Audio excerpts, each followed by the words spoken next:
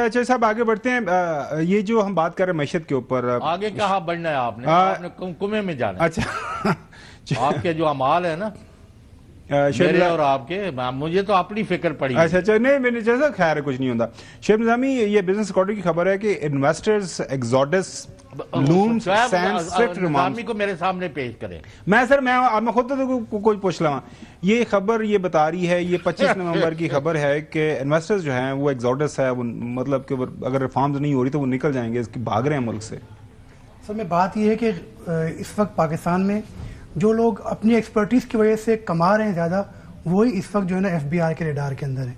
अगर एक बंदा अपनी एक्सपर्टीज़ डेवलप करता है और वो 5 लाख से ज़्यादा कमाता है तो तकरीबन 42% वो अपनी इनकम में से FBI को दे देगा।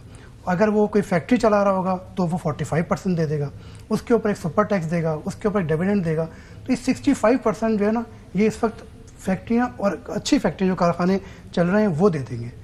इसके अलावा जो अच्छा इनकम कर रहे हैं, बाहर से पढ़कर आए हैं, अच्छी जॉब लगी है उनको, वो भी तकरीबन 45% अपनी तनख्वाह में से सरकार को वापस कर देंगे। ये वो चीज़ है। और इसके मुकाबले में आपको ऐसी फैक्ट्रियाँ, ऐसे कारखाने जो कि टैक्स चोरी कर रहे हैं, विजन के अंदर इन्वॉल्व हैं, सेल्स टैक्स में रजिस्टर्ड नहीं है, वो जो है वो ज़्यादा कमा रहे हैं और टैक्स भी बचा रहे हैं और वो तरक्की भी कर रहे हैं। इसीलिए जो है बड़ी फैक्ट्रियाँ पाकिस्तान से इस वक्त ऑलमोस्ट शट डाउन की तरफ जा रही हैं आहिस्ता आहिस्ता। और उसकी वजह ये है कि वो टैक्स की चोरी, मैंने नहीं सुना, वो टैक्स की चोरी के ऊपर जो ना बीट ही नहीं कर सकते जो गैर रजिस्टर्ड है। फिर जो आप जिस लेबर सर्वे की हम बात करें, किसान अपने बच्चे को काश्तकार बनाना नहीं चाहता। वजह उसकी ये कि वो इस वक्त 4500 रुपये उसकी मन की कॉस्ट आ रही है, तो 3500 भी उसको रेट नहीं मिलेगा। जो उसकी तकरीबन 500 से 600 रुपये गन्ने की लागत आ रही है, उसको वो रेट नहीं मिल रहा, 400 के ऊपर से ऊपर रेट नहीं बढ़ रहा।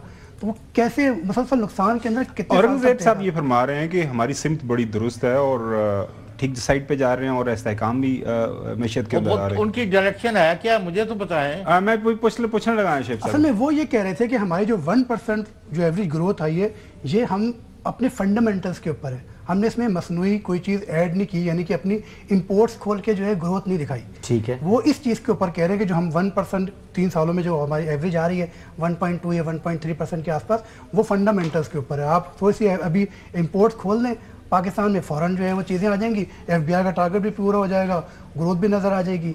लेकिन वो इस साथ साथ मसला यही है कि चूँकि फैक्ट्रियाँ, कारखाने बंद होने जा रहे हैं, परेशान बैठे हैं, तकरीबन जो है वो लाखों हुनरमंद जो अफराद हैं वो टेक्सटाइल में छोड़ के चले गए हैं। अब गाड़ियों की जो बड़े कारखाने हैं वो इंपोर्ट खुलने की वजह से वो परेशान बैठे हैं, रोज़ाना इश्तिहार दे रहे हैं। उनके पास भी 40 लाख जो है वो स्किल्ड लेबर है, जो कि इस वक्त बेरोजगारी के बिल्कुल दहाने के ऊपर पहुँच गए।